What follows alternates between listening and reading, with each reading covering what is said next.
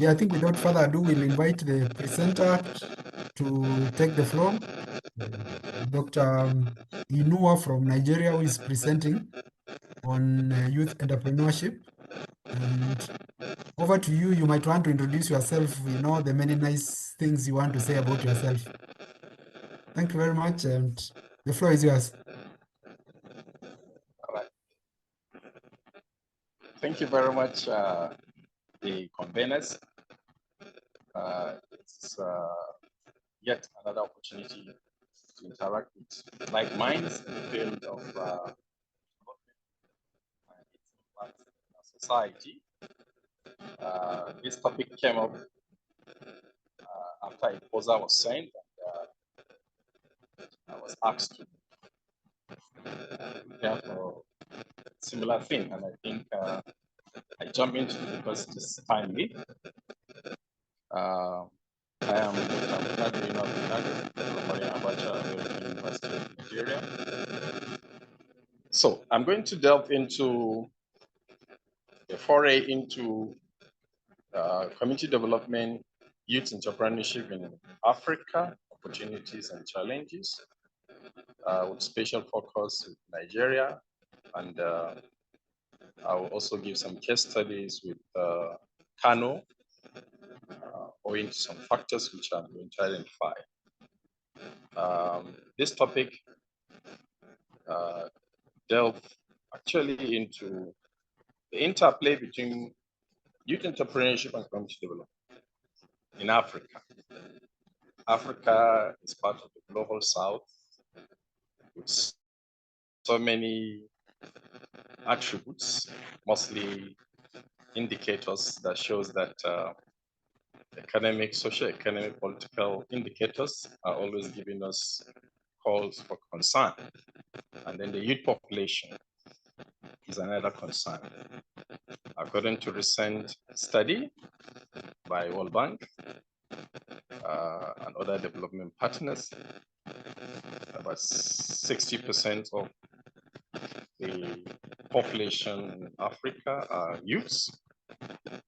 That means a chunk of the population of Africa is dominated by youth. If everybody is not concerned, it should be known that 60% is a very big number. And if we look at other statistics in regards to unemployment, we also know that it is also called for concern. The global south always at the receiving end. And most importantly, countries of the global south in Africa, the statistics are not always friendly when it comes to unemployment rates and what have you.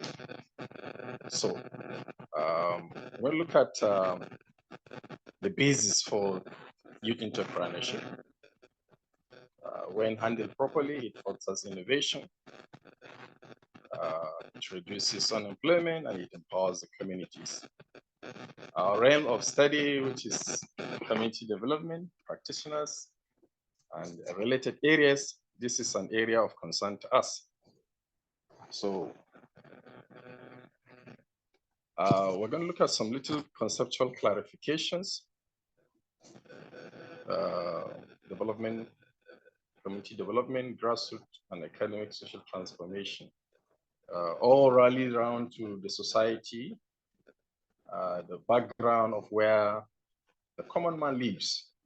So, and then youth entrepreneurship is about self-driven economic activity by the youth, by the young persons, ages between 18 to 35, depending on the classification we want to take. This number is quite really appealing to discover that in Africa, we have a good number of that. There is also a link with socioeconomic development, which is an interplay between what happens in society and what the thriving forces are. What brings food to the table and the thriving of survival of these young persons. To support this work, we shall be looking at 3 theoretical frameworks: human capital, empowerment, and innovation. This work actually adopted an interplay between human capital and empowerment. Human capital tries to look at the role played by education, empowerment, skills that makes the young person to thrive, while the empowerment is about giving them opportunity in decision on the table, as well as giving them some sense of information, awareness, and enableness that will make them actually improve on their wherewithal, their livelihood, and what have you. While innovation and development, as the name implies, is about getting technology and the interplay with it with respect to how it helps to improve the skills of individuals towards making them have an access to social, economic well-being, as the case may be. So as stated earlier, we try to look at that from the angle it is. So then we look at the regional overview. The high youth population plus unemployment drive towards entrepreneurship. As stated earlier, 60%, which accounts for the young, and the unemployment rates, which varies from country to country. But recent statistics also suggest that about 60 million young persons are unable to have gainful employment. An interplay between these populations drive and unemployment can go a long way in instigating us towards entrepreneurship. In other words, these are the drivers towards entrepreneurship. If we cannot cope a high rising population coupled with unemployment, according to certain individuals, particularly our very president, 1999 to 2007, that is Chief Olusegun Obasanjo. He has been echoing this for a very long time, that the youth population is like a time bomb if it's not taken care of. So there are success stories in Nigeria, in Kenya, and South Africa. In Nigeria, we have an array of youth entrepreneurship, empowerment schemes and initiatives, which has passed through the vagaries of bureaucracy and the wherewithal. In Kenya, in South Africa, the same thing. And these stories that reflect on the youth vibrancy, which can go a long way in making the continent, and of course, its projection in the global south, to be on the high pedestal. But nonetheless, there are specifically youth-led startups in tech, which we are going to look briefly, then agriculture and services. That brings us to the digital economy, which covers e-commerce, fintech, and gig economy. And then we have agribusiness with modern farming with food processing. In digital economy, in Nigeria, for example, within the last two dispensations, or last one, a full-fledged digital ministry was developed, heavily led by some young persons who are ministers, who are also taking giant steps to see how we can deploy this digital economy. The contribution of this into the economy is something that calls for real concern, for real improvement, particularly with fintech. There are young Africans, entrepreneurs who have delved into so many applications, which today they sit on top of blue chips and they control the financial flow. Of recently, the predominance of this fintechs has made it a concern to a lot of global players, especially those in the banking industry.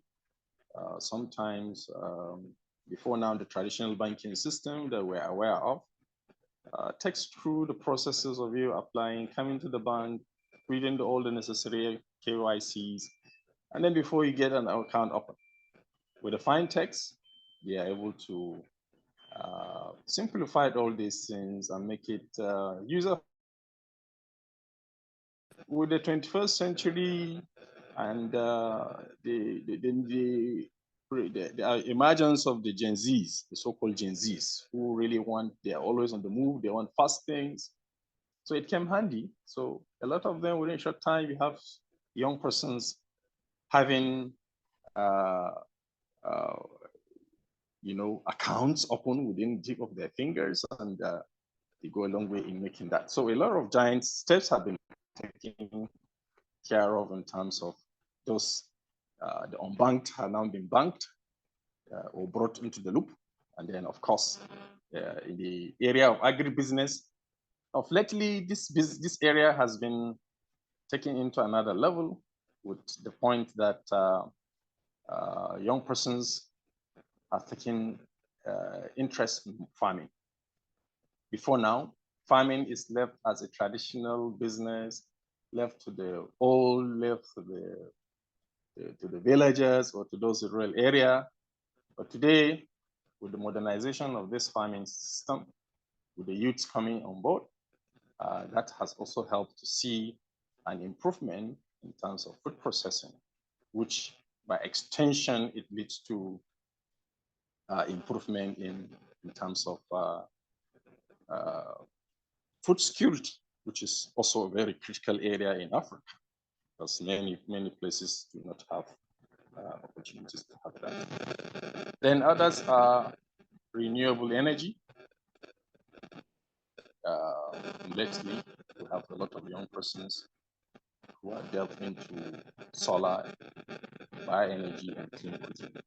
For the solar, we are blessed with tropical conditions that is available in Africa, particularly where, because of the problems of public power supply, the solar alternative energy source has always become an alternative source that has been utilized by a lot of young persons.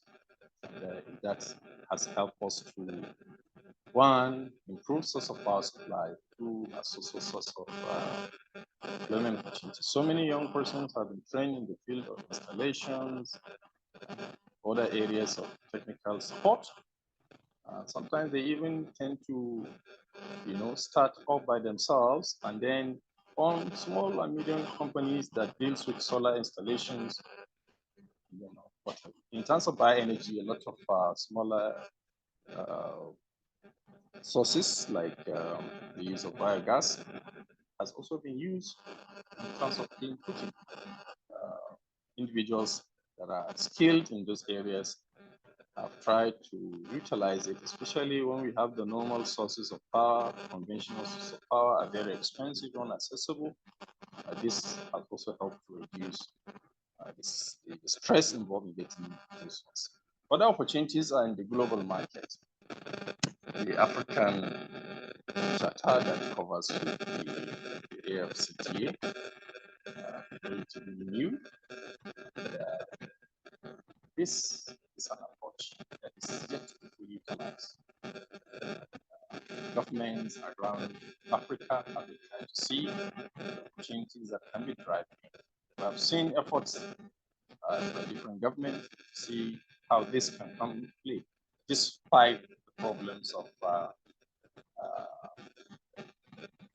differences in terms of developmental strides, differences in terms of the economic system, other foreign interferences, which affect the take-up of this initiative.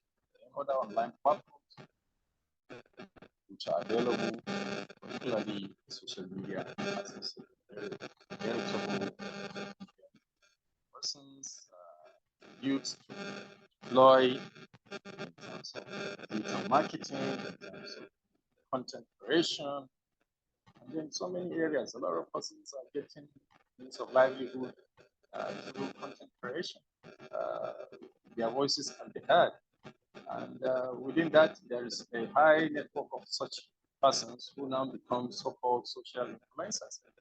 And by extension, they become a voice too in terms of social economic and political interplay in their countries. And social media, which hitherto was not known, has become a real issue of concern. There are also challenges. Access to finance. This is key. Most of South, global South, Africa, particularly, financing is a serious issue.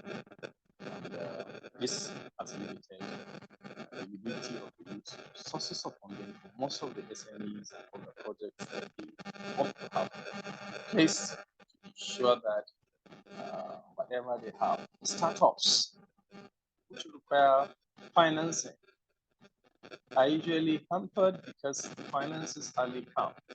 For example, in Nigeria, we had a lot of youth entrepreneurship from NDE, National Director of Employment, rolling through WIN, through so many programs for children funded by Bank of Industry and the rest.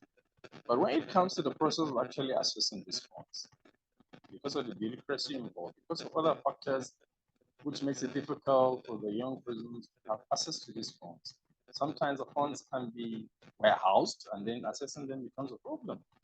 And to a larger extent, it helps, in making it difficult for startups to be able to continue.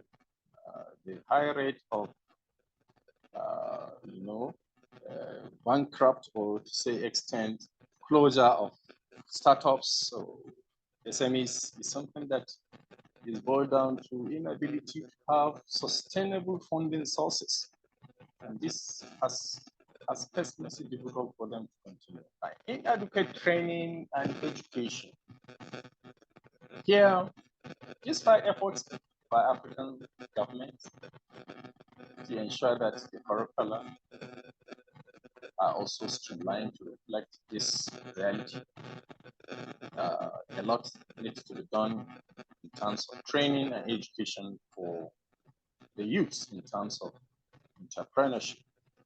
And next is infrastructure gaps, what I would like before. All the basic things that are required for smooth entrepreneurship in Africa is something that calls for real concern. There is a huge gap. These gaps are a product of historical and contemporary issues, which tends to affect the smooth takeoff, including even sustaining. For example, you need to have a new company. What it takes for you to have a source of power or water becomes another issue. So you will go with, for example, you need to have extra budget to cover source of power. Most countries, like Nigeria, power supply, public power supply has always been an issue, despite efforts by the previous government to see how that can be addressed. It becomes a recurrent decimal in terms of getting it settled elsewhere. Whether they have been able to achieve reasonable concern with respect to power, another issue may be regarded to other sources of infrastructure that are required to make entrepreneurship and all other components to be in place. Then political and economic instability. This is common in Africa. Lately, we have seen a new currency of change of government in some Sahelian states. We have seen instability in Sudan. We have seen lots of other places in Nigeria. We have a hotbed of vagaries of conflicts. This has exacerbated the situation to a level that most of these places that are politically unstable stable.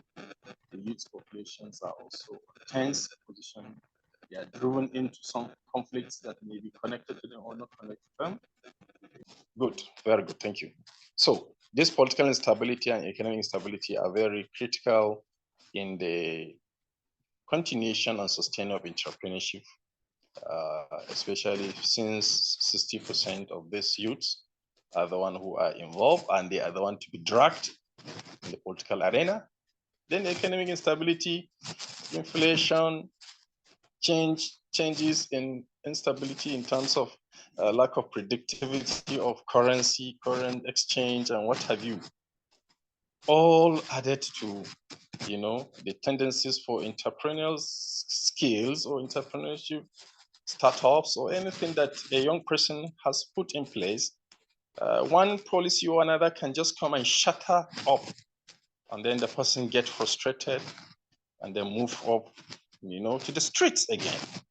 And that has not been helpful. Many of the willing tools for instability are the unemployed youths that are always roaming the streets that can be lured by little stipends. And then they join the bandwagon and then the effect becomes multiplier. Then there is also bureaucracy and poor policy implementation. We have seen in Nigeria very, very lofty ideas, you know, like I mentioned earlier. We have, for example, the Ancoporos program, the previous administration, where there was a move to ensure that rice production and other crops which are required for food security are given a front runner treatment. The amount of money was earmarked by Central Bank of Nigeria for that effect. Unfortunately, most of these funds end up either being delayed to be released because it is related to agriculture. Most of them, since it is time bound, have rainy seasons and what have you. Sometimes the delay can affect that to a larger extent. So bureaucracy crop in. And then the poor policy implementation of some of these things. We discover that most of them they end up in the hands of people who are not really even farmers.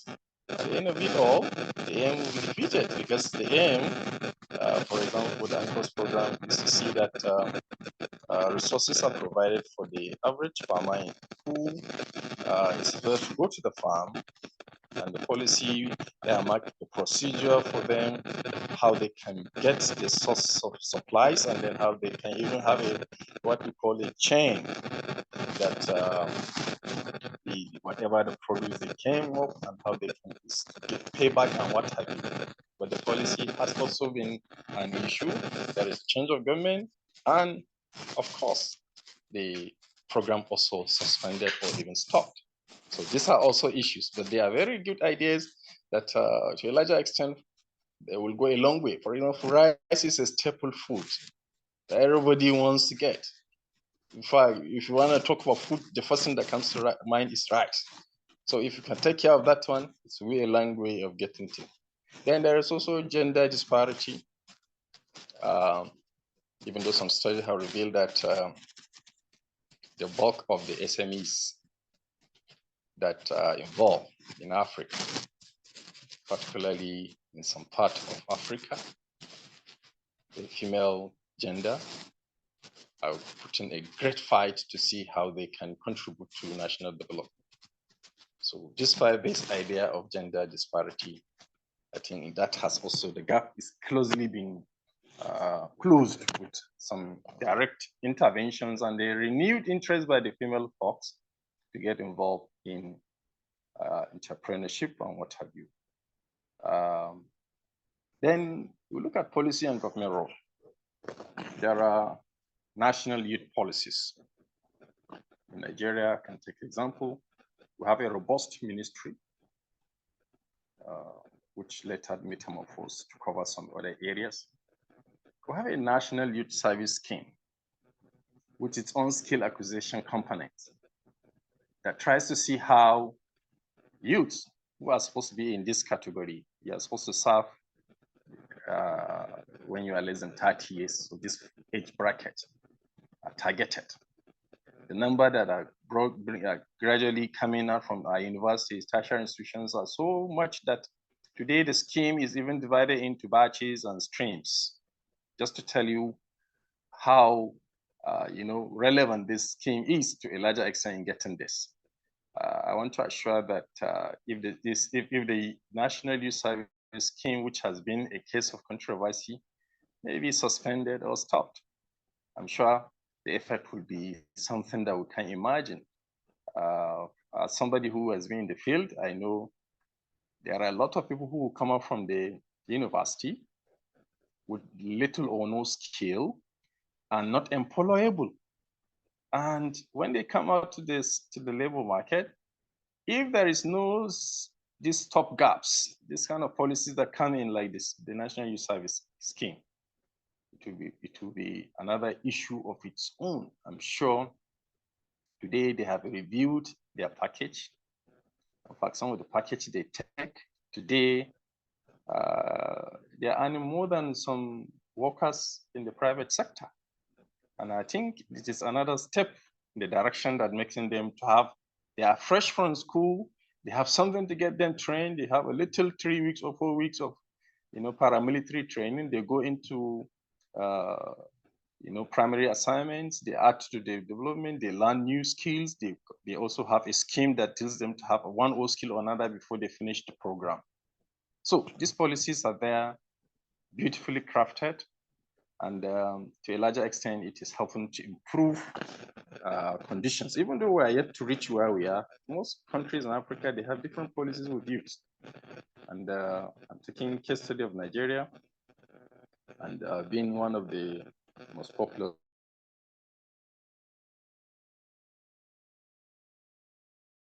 where carefully taken care of. So many of you at state levels, we have so many, like in Kano, there is a provision for entrepreneurship schemes. There is a center that is set up with the support of Dangote Foundation. And that has an array of assemblage of. Now, that is for the national youth policies. You can hear me? Good.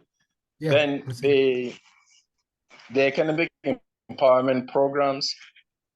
There are so many of this economic empowerment program at the state, local, and the federal level in the Nigerian context.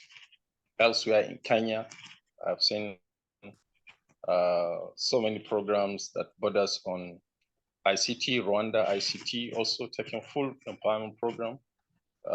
We have also Ghana. I've seen Ghana OIC program that reflects tendencies for economic empowerment for the young persons to have access to, where we are to survive in their own. So government has deliberate policies for intervention, which has helped to, take care of issues. The education reforms and technical vocational enterprise scheme. Nigeria, I'll still take example of Nigeria. From the primary to secondary level, there is National Education Resource Department, which has put together a policy of reforms that will reflect entrepreneurship. And many 5 trade subjects have been introduced to ensure that at that level, the young person who is coming up, apart from the normal ABCD in class, that is the normal rigors of pedagogies of classwork, there should be some skill, hands-on skills, that when he graduates, he'll be able to, fall back to while he awaits further education, he had something to go. Things like fridge, refrigeration, solar installation, automobile repair,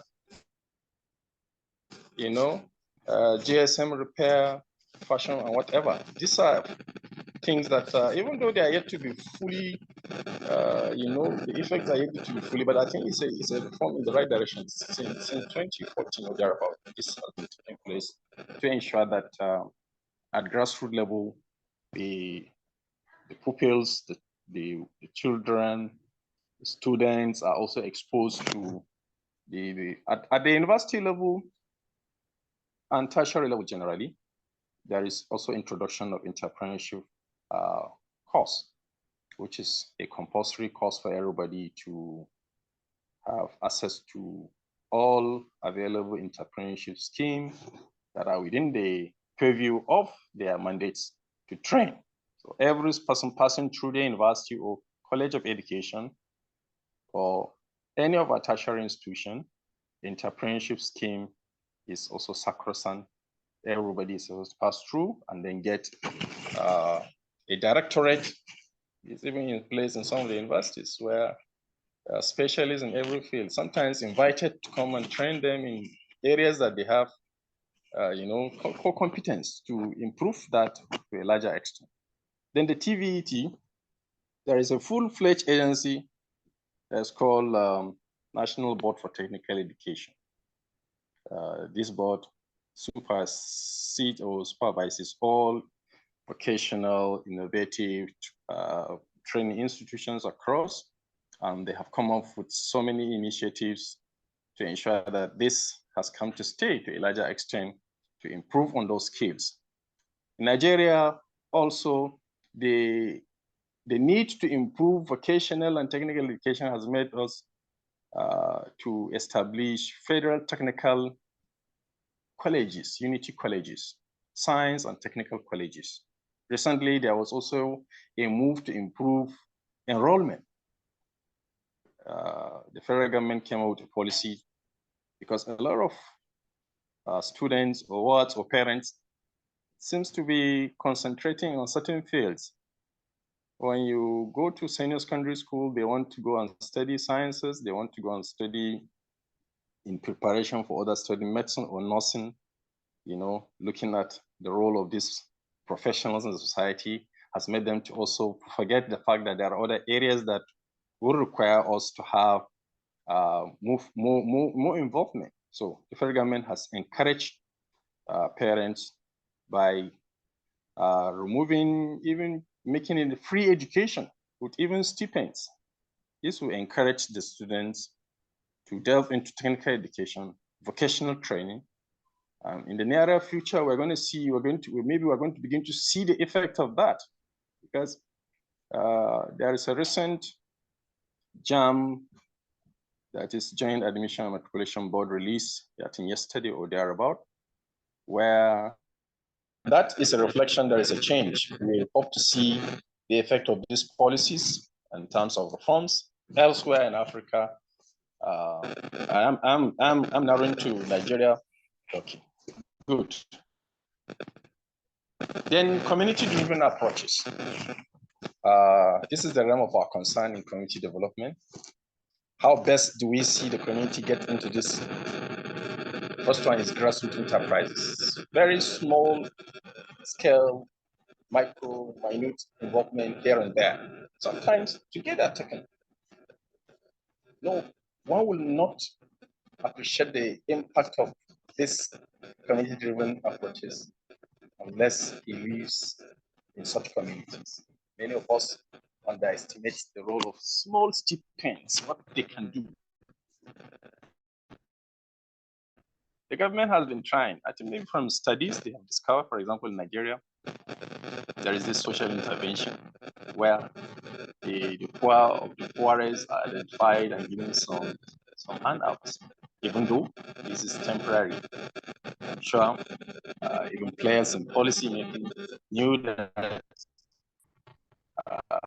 when you keep giving stipends and handouts, it is driven by deliberate efforts. So the community themselves need to be involved. In most places, they get involved.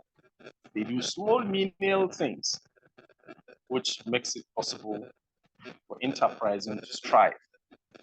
And we have seen that many communities have risen to the occasion to see how they can do self-help projects, including entrepreneurship skills. There are community entrepreneurship centers set up across, sometimes donated by wealthy individuals in the community, or sometimes collectively they keep it up together.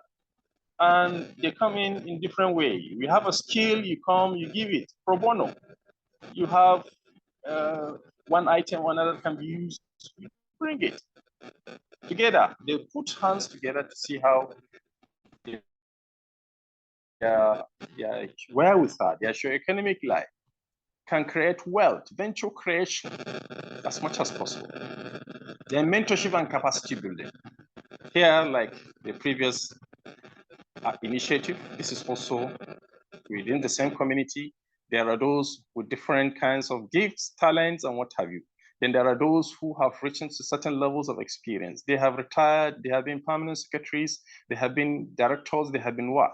Back to the community, they go back to serve. They get them involved. They're involved in community service. The young ones are attached to these persons that are experienced, and they put them through. If they are getting into apprenticeship, they know what to do. This is very well common in part of southern Nigeria, southeast Nigeria. This apprenticeship is a very critical area that has helped to move wealth and ventures from generation to generation. You're going to see a young person serving under a mentor. As a mentee, he stays until he learns one trade or another. Then he's graduated, he's given a startup fund, he moves, the cycle continues to a larger extent. From the National Bureau of Statistics survey 2023, the number of persons in the unemployment bracket in Southeast Nigeria appears to be the lowest. And this, to a larger extent, is a reflection of some of these schemes that maybe we feel and take them as if it is servitude, but I think to a larger extent it is helping them have, get them in. So colleagues, as we wait for Abdul to come back. Yeah, if there's any comments or anything in the meantime, if participants want to comment. The floor is open if we have any comments. This is quite a diverse topic from how the presenters approached it. And that is, we have a whole myriad of issues that the youth have to deal with. Some youth related, others policy related, others are community related, including policing. And then, of course, the whole issue of the opportunity that they present in being able to harness the energies that they present, so that then we can put them into reasonable entrepreneurship for the benefit of society. I see Mzwabantu asked if there can be a copy of the presentation. It will be uploaded, the recording will be uploaded on our YouTube channel, the IACD YouTube channel, Mzwabantu.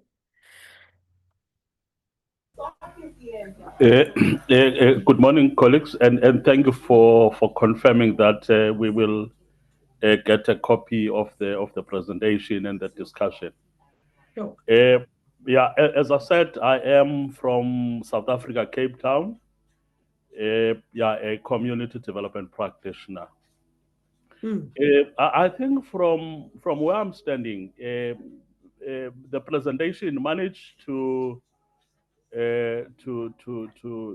link two issues which are very much interrelated, by the way. You see youth development and community development. Because the youth, the status of the youth reflects or depicts the status of that community in terms of development, where that community is, and that is reflected, you see, by the socio-economic realities and of that youth community. I think I noted that, you see. Yes, it would have been good, you see, to have a section of the presentation that speaks on the indicators of a developed community. so that then we were able to locate youth development within within, you see, that developed community. Yeah. I think that will be one point that I would make. I quite enjoyed and appreciated, you see, many of the issues that he raised as challenges facing youth development, and that has made me to arrive at a conclusion that the issues that are facing youth, you see, are global in their nature. You see, what the youth of Cape Town, South Africa experience, I think are the same development challenges that the youth of Nigeria, of Kenya, of Brazil, you see, yes, are facing. So that made me to arrive at that. We more so when it comes to the implementation of policies, because with many of these countries, including South Africa, our country, there are good youth development policies, good policies out there, but there are issues around their implementation. Are these policies being implemented? What are the issues you see around the lack of implementation of policies? I also noted one of the issues that you raised around bureaucracy. I took that point further to say issues of nepotism in our country, and the fact that most of youth who benefit from policies are those who are politically connected. For instance, with our National Youth Development Agency, just recently, there was an opportunity to design a website. I approached one of the very efficient youth organization to say, here's an opportunity for you. And they said, no, we know that opportunity is earmarked, is reserved, you see, for a certain grouping. You see, I mean, so we won't waste our time, you see, by submitting a business plan, a proposal. So issues of youth connectivity to politics and the poor implementation of policies. You see, I think those two issues are very much interrelated. And it would be good then to say, how best can we ensure that policies are being implemented? I mean, if you look in our country, there are quite a number of progressive and developmental youth policies. And then to what extent are those policies, one, implemented, and also are there resources allocated, budgets allocated, you see, towards the implementation of those policies? I think, to me, that is what I'm grappling with at this stage. I might be a very old youth, you see, but I still have, you see, the passion and the heart, you see, that looks on issues of young people. But it's quite a very insightful presentation. I'm enjoying it. I'm looking at towards the conclusion as to what will be those issues, you see, that he will flag as issues maybe for way forward. Issues that platform of this nature you might have to look at. You see, but I'm quite happy with the presentation. Thank you. Thanks. Thank you so much, Musa Bantu. Very interesting observations, and bringing the concept of youth development vis-a-vis community development, and it's very interesting when you look at the constituency that is the youth and the issues that are so important to them. Then possibly we might need to even relook at how we operationalize community development, so that then we can be able to locate the youth within that space. Quite interesting. And of course, your observation about we have so many policies all over the place, good intentions, good statements, but then matching them with the resources and action, that remains a challenge. And I think it's you have rightly observed. Yeah, Janine, please go. I think also one thing that I've come across here in South Africa is all these policies, who made them up? You know, who designed these policies? It's older people, it's government people, it's, you know, it's other individuals, it's not the youth. And I think what we are hearing here in South Africa a lot is young people saying, let us decide, let us tell you what it is that we want, because then we can be part of the whole policy making process and then get something which is actually beneficial to us, something that we want and something that we would appreciate, rather than saying, this is the youth policy, join us, you know, because then it's after the effect. And I think that is a big thing, that it's same sort of thing as with community development, to not impose ideas and projects and things, but get the community members to say, this is what I want. And I really appreciated Inua's mentioning there of those grassroots approaches where people are invited to come and say, I have a skill in woodwork. I would like to invite young people to come, and if they're interested, they can learn from me, and the whole idea of mentorship and capacity building, because that really speaks to the passions and the wishes of people on the ground. And so then to get people involved at that level. Quite an important observation, Janine. And if you have checked the media last 2 days ago in Nairobi, actually across the country, we had our youth again out in the streets. Yeah. And one of the things they are saying, look, it is their time to fight to make things right. And they don't want the other generations out there articulating their issues.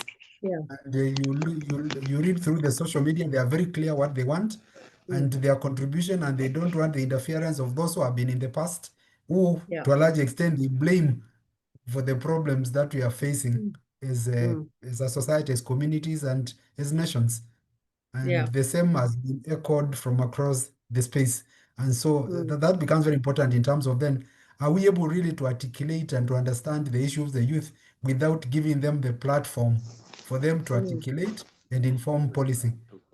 Yeah. So, Inua, you are back. If we can allow you some minutes to Yes, I'm back. to wind up. Sorry about the connectivity. If we can allow you some The time connectivity, yes. Yeah, to just to wrap up. Yes, all right, good. I think I stopped somewhere around the traditional rulers. Are you with me? Yeah. Yes, we can hear you. The traditional rulers, like elsewhere, they are very critical in the community. They have been at the vanguard of trying to see how youths are also gainfully involved. Sometimes when you give them, you get the best results when, particularly where the traditional rulers are deeply rooted in. Now, let me just briefly share some success stories.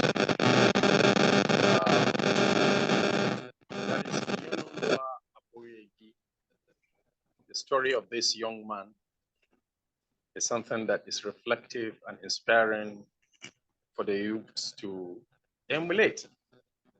He started humbly and rejections here and there. In fact, you know, when it comes to ICT, especially in this part of the world, there are also reservations when persons are always glued to their laptop and doing stuff. They will be looking at them as if the so-called Yahoo boys and what have you. Some are not really, they are really deeply involved in trying to see what they can convert their skills into reality. Today, this young man is celebrated as a homegrown IT guru, the Flow Tower. This is a reflection of what determination can do. When the young persons are given the right skill, the right environment, they can go a long way in ensuring that that is also achieved. This young man is a Nigerian, based in Ifa. He started from a very humble background and stuff. Then Farida Bedwe. This is also another success story with Lexus Logicel. This It's a reflection of what the youngs can do. Then there is Primary Institute in Kenya, and so many others that are flourishing all over the place. In Kano, we have a very big market for GSM. People from all parts of the catchment area come to a place called Farm Center, where these young persons, they work off early morning, they move there. They want to key into this GSM revolution. They are learning the skills. They delve into laptops. They delve into so many things. So the extent to which this community, this type of entrepreneurship is taking is something that has put a lot of young persons out of the street to get whatever. Even though there are so many negatives here and there, but it's a story that helps to tell the entrepreneur's energy. If you go to that market, you see how busy they are. If they are gainfully employed like that and then getting in that, some of them have learned the process of getting the GSM repaired. You know, within a short time, you see them dismantling a whole thing and then repairing it, and then they get paid for the services and it is. So that market has a future, especially with the fact that ICT digital world is going. A lot of them will go at larger extent. Then I have these recommendations. In terms of bridging finance and skill gaps, a lot needs to be done across states, across countries in Africa, to see how there is commitment, budgets that are targeted for youths, entrepreneurship, skill, TVIATC, should be channeled towards, getting it to the right persons. Like I gave examples where bureaucracy, corruption mitigates, makes it difficult for them to have access to those things. If you can remove, strengthen ease of doing business, which the government are trying, from last administration to this one, they are trying to do, from starting of registration of the company up to the maturity, and then all those areas of tax reliefs and what have you are very important for startups. If there is a bridging of those funds, could be done to improve these young persons. In the Nigerian context, we have seen efforts have been made to make it concretized. Let it be institutionalized to the level, not simply just getting them learn. Instead of learning the skills, they go to school, for example, the one I told you about, making them learn about 35 skills. They have to pick 2 out of it. If you are science-based, you take another. If you're art-based, you take another. So this skill base, if it can be formed with improvement in terms of infrastructure, it will go a long way in making that at the lower level, that skill has been impacted. When they go higher to the university level, they already have a skill at hand. They will just get a degree and then have a skill in the bag. Okay, you're very good. Institutional support. This comes in different form, and to a larger extent, the frameworks, legal, institutional, and whatever that it will require for these entrepreneurship skills that acquired. How best do you get it from the grassroots local government level? Recently, there are efforts to ensure that local government are coming back again. This is the grassroots level that we are advocating, whether autonomous or not, but they should be. Today, they are redundant. They only wait to share the national cake in terms of grants and whatever allocation they get. But in terms of getting the right, because they are closest to the people. So we expect them to do that as much as possible. Then participation in policy making. Affirmative actions. Deliberate youth policies, where a certain percentage of youth are involved. So many governments I've seen in Nigeria are trying to see how young persons can come on board. But the point is that these young persons need to really fine tune and get the wherewithal to fit in. It's one thing to yearn for youth participation, and not for them to have where they fit in. Whether in politics, whether in governance, whether in policy making, they need to have the skill that they can fit in. We have been asking the older groups to step aside, but are we youth ready to step into their shoes. Some shoes are big. There are concerns about them. We are advocating for youth participation, but they need to put things in order. It's not the idea of them, you know, having been distracted by drugs and what have you, they come back to say they want to be involved. The older group will want to see a very articulate and organized youth that can come to the table to decide the future in terms of that. Therefore, youth are key to Africa's development. And this entrepreneurship enables inclusive growth in all ramifications. The policy, the community, and the youth collaboration is essential in this direction. Thank you, and God bless you.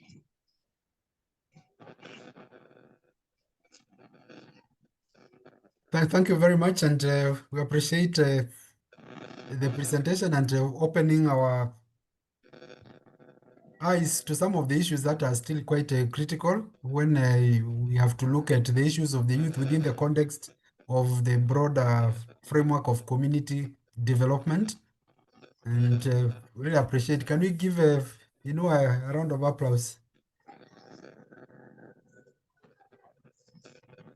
Thank you very much. And of course, there is a lot more that can be said if we are talking about still about such a huge constituency that is the youth in this continent.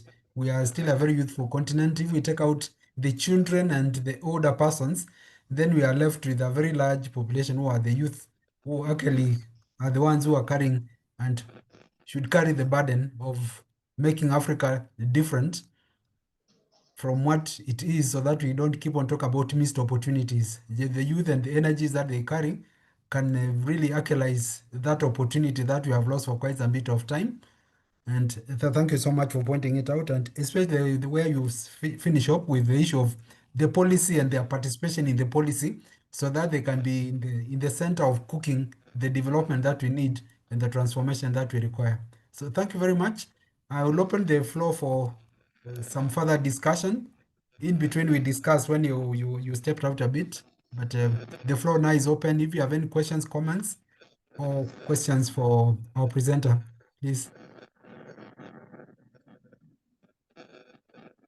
We are very few. You can unmute yourself and go. Professor David. Yes, please. Thank you very much. The time won't do justice to this presentation. It's a very complex, and I'm really on a trip with this at the moment. Thank you very much for the information transferred. But there are two issues I just like to hear his response on, Doctor.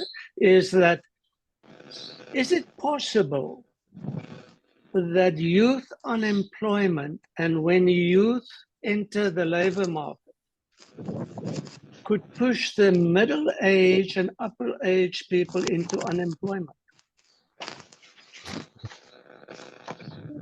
Okay. Youth unemployment. Okay, then you can cite the other issue, so that you can respond at the same time. Yes. Professor David. And the other one is that if we compare the youth unemployment with today and 50 years ago, the entry of gender equity into the labor market obviously now introduces a higher level of unemployment or job labor market entries, theoretically about 50% more than 50 years ago, because then females did not enter the labor market. But I must tell you this, I am absolutely astonished by the entrepreneurial skills we find in Africa. There's no area, township you go to, where you could walk 10 meters and don't walk into some other person who's selling something somewhere or connecting somebody to somebody somewhere. It is absolutely amazing. That's just as a comment. Thank you. Thank you very much. Okay. Abdulkadir, you want to respond to these two Yes, that yes, I youth think, unemployment is leading to the unemployment of the old persons, and also yeah, okay. youth employment is and what gender empowerment is leading to unemployment. Gender empowerment leading to unemployment. Okay. Now, for the youth to displace the older order, like I mentioned and remarked earlier, it will require them to really have the skills. It's not just enough to be energetic, youthful, and what have you. Still, we are recycling the older order because there is a gap in terms of skill, levels of acquisition, in terms of experience that are required. In the political arena, there has been called by so many quarters that the older order should give way to the younger generations. But the preparedness, the empowerment, the wherewithal that is required to fit on those shoes is something that requires deliberate efforts to do that. So if I'm to answer that, I think from my own perspective, yes, if the youth are equipped skillfully, it is possible they can rub shoulder. Perhaps they can even displace. But the future of work, according to the World Economic Forum, is a reflection of technology-driven workforce. So if the older order are not in the technology-driven savviness, of course, the youths that are coming, which of course we have seen, the Gen Zs, they have a lot of stamina, they are involved in technology and whatever. They are likely to have a good place in the future. World Economic Forum 2024 postulated that the future of work lies on the ability to use technology. And we have seen AI in recent times threatening tendencies for persons that lack such capacities and competencies to fit into certain provisions for work. Some work openings, they will give certain conditions for you to fill. But certainly, if you have the skills, the knowledge, and everything, you could be able to do that. So comfortably, the youth can displace the older order if they have the right skill. But today, they are still dragging. They are still dragging, so there is still, but the work for future is for technology. Then in comparison for gender, I think to a larger extent, I read a report recently about the involvement of women in a lot of entrepreneurship. And to a larger extent, this is driven as a result of the fact that in Africa, for example, in Nigeria in particular, we have a lot of cultural, religious barriers to certain areas. There are certain parts of Nigeria where women are always at home, while there are some parts that are drivers of the economy. And this has made it possible for them to be able to also sustain. Some even has made the men to be lazy. Some provide food to the table for the entire family and what have you. So for me, it's subjective. Gender issue, either imbalance or equity, whatever, is a factor of so many things. And to a larger extent, and I think there have been an increased awareness, even in where I come from, northern Nigeria, there is an increased awareness. Today, we're having a lot who have gone to school. We have deliberate efforts to encourage girls' child education and to a larger extent to promote and empower them. Today, we have professors in different fields. Today, our Minister of State for Education, a professor of education is from Kano, from Jigawa, and these are examples to show that in terms of gender equity, empowerment, involvement, it is something that is a work in progress, and there's a deliberate effort at different levels to see how the female are really getting along in terms of getting involved in socio-economic development. Thank you. Thank you very much. Any other comment? More clarification on the issues that have just been raised? Professor Amid, do you want to say something? Yeah, thank you very much, Daniel, DeWitt, and the rest trustees in the house. Good morning, good afternoon, and good evening. My contribution is in the form of a question, replacing the old order. Can we confidently say that the old generation, who are the analog generation, have hold on to so many areas that they also display some members of that old generation? Take, for example, in the political arena, some group of what you may call cabals in the old generation, you can see in Africa 70, 90, and the rest of years holding on to power, and then without,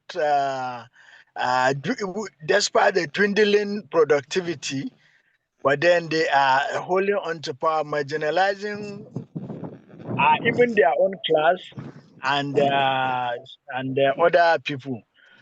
So my question is, apart from that area, do you see any prospect of the older generation, for example, competing also with the new generation in terms of internet, in terms of ICT, in terms of information communication? Because why I'm saying this is because if the old generation can also venture to migrate from being analog to digital, I think some of them will give the youth a very big fight, and then there will be a very big struggle. And at the end of the day, because somebody who has experience, for example, in analog, and somebody who has experience only in digital, if somebody from the analog migrate to digital, I think he will bring his experience, hard work, productivity at the analog level, and he will be able to display the digital, what you can say, person. That's my own thinking. So what is your thought about that? Thank you very much. Why I'm saying so is because, take for example, Professor Daniel, he's among the migrants from analog to digital, and his performances have surpassed even some of the digital this in terms of productivity. So are you thinking that there's a prospect if there is a movement from by the analog class to the digital class, there's going to be a displacement and even complete replacement of those digital class of the youths, the Gen Z, with the analog class? Thank you for your wonderful presentation, and I believe Dr. Daniel will agree with me that he's now a complete migrant from analog to digital. Thank you. Thank you very much, Prof. And I appreciate the challenge that I become a migrant in the technological era.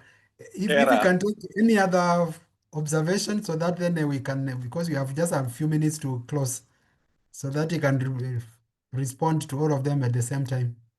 Any other observation? Colleagues, if I may comment. Janine. Sorry, just to reiterate the earlier point, I think for me the focus should not be only on employment, but the entrepreneurial side of things. Because yes, there's there might be a limited number of jobs, but entrepreneurial skills and entrepreneurial gaps are endless. People can do all sorts of different things. And so then there might be less impact on employment numbers. And also, I think the idea of the displacement of some of us who've got grayer hair, that's where the mentorship and the capacity building comes in. If we can develop innovative ways of the older generation being there to support the younger ones with some of the skills that we do have, and then that can be a two-way street, because also we can learn. I mean, my son is always teaching me how to do things on my phone and my computer. So, it goes both ways, that the mentorship and the capacity building is intergenerational in both directions. That's true. That's true. Okay, thank you very much. Mr. Obantu. Yes, thank you. Thank you, Chair. A few issues. As said earlier, that I really appreciate this presentation. I think it's provoking some insights in terms of youth entrepreneurship and linking that, you see, with community development. But the one point that I want to make is, are we able to project the outlook of new economies, standing from where we are, throwing our eyes into the future? What are we seeing? I heard the prof speaking about the analog and the transition from analog to digitalization. So I think we should really start such a discussion. But in the chat group, I also made some few points, you see, around a youth platform within the global organization, IACD. What are the possibilities you see around that? But also the enablers. What is it that we need to do, or what need to exist in order for, for youth to become entrepreneurs? I noted the three critical areas that we identified: bridging finance, skills gap, institutional support, and youth participation in policy making. What is it that we need to exist, you see, in order for those three critical areas to exist? You see, in order for youth to to be entrepreneurs, because I'm cognizant of the fact that this will not happen on their own. There is a need, you see, for a push.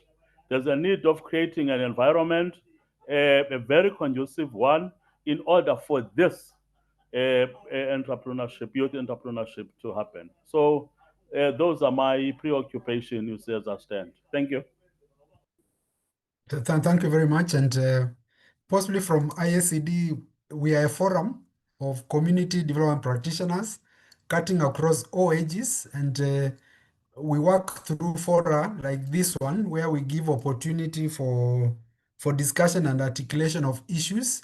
In terms of the institutional framework, a few years back, we used to have a youth forum where we had youth representatives across the regions, and it's something that possibly we might need to look at at an organizational level. That was within also the framework where we used to have a country correspondents, some roles that were frozen for some time, but it's something that we can possibly look at. But and so for now, we are addressing issues across the board in a global manner. But I appreciate the challenge. It's something that we can take up and see whether we can create a forum for the youth. Well, I'll come back to Inuwa to conclude in the next 2 minutes. But what I want maybe to observe from my end is that as we look at the youth entrepreneurship and youth employment, let's also not look at it as if it's a zero-sum game. When the youth have it, the older persons lose. Or when they lose, the older persons stay on board, they lose, the youth have nothing to grab. What we have is to exploit the opportunities that exist, because we can still expand all this space in terms of development, and everybody is plugged in, because what the older persons can contribute is not necessarily what the youthful persons can contribute. And if anything, and if what you have seen with the evolution of information communication technologies, the youth are plugging into completely new employment spaces, which now the older persons are not involved in. And so let's not, to a large extent, look at it is either or. We are all on board, and we can be able to make a contribution for whatever space that we can exploit as youth and as the older person. And of course, now there is the cross-generational mentorship that is coming in. Thank you very much. Inuwa, if you can wind up in a minute. Very well. Thank you, the contributors, Professor Abdulhamid, and other contributors. I think they have mentioned areas for further discussions, and I think whether there is a need for one to displace one another or the other is a function of just it's an unexclusive issue. Whether the older, whether the younger, they are all important in nation building. So what is important is for the skills to be acquired. And I think the digitalization process is ongoing, like it has been founded. The World Economic Forum have already given us an idea about the future of work. And I think everybody must key in, whether the old or the young. But what is important is for the right skill. And I think technology has a place for the future as much as possible. Then for political arena, there have been called for the young persons to take over from the old order. And I have repeated that the younger persons can only take over when they are prepared. Politics is dirty, is murky, it requires a lot of dexterity, which some of them may not be ready to. So it's not about energy alone, it's about getting the right kind of framework to be able to withstand. We have seen young persons taking over offices today in UK, in Europe, in Africa and elsewhere. They are doing well, quite all right, but still there is need to be a lot to be done in terms of getting the right kind of skill, in terms of knowledge, in terms of temperament, to be able to also replace or displace them. But the displacement is not what we want, but we want them to also go side by side. You need the experience of the older order so that you'll be able to also tap from them. Then the mentorship drive also comes in.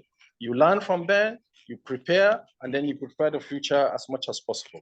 For Africa, I think Africa with a young population, if we tap our resources properly, it is possible that we're going to have a future that is filled with energetic persons who are ready to provide today in terms of socioeconomic development, and then drive forward and compete favorably, not always at the edge, but always in the forefront, even in the global community. Thank you for listening to my own part of discussion in Africa, and I think it's a continuous discourse. I will look forward to further engagement in this association. Thank you, everyone. God bless. Thank you, Dr. Inuwa, for the contribution, for the participation, and always being available to make your interventions. We are blessed with your presentation and the insights. Once the video recording is processed, it's going to be available on the IACD YouTube portal. There are some questions or comments by Francis Gugi, but I think you had addressed them within the framework of talking about the policy framework that is in place and some of the issues that need to be taken care of so that we can be able to enable the youth to access the opportunities for entrepreneurship. And so next month, we are coming back again now to mainstream community development, where the rubber meets the road. We talk about community development. The question is, does it always work? And when it doesn't work, then what is the problem? Because we have been on it for so long. What is it that doesn't work and why doesn't it work? So that is going to be our discussion in August. And thank you so much, Janine, for hosting us. And to all of us, have a great day. Until August. Bye-bye.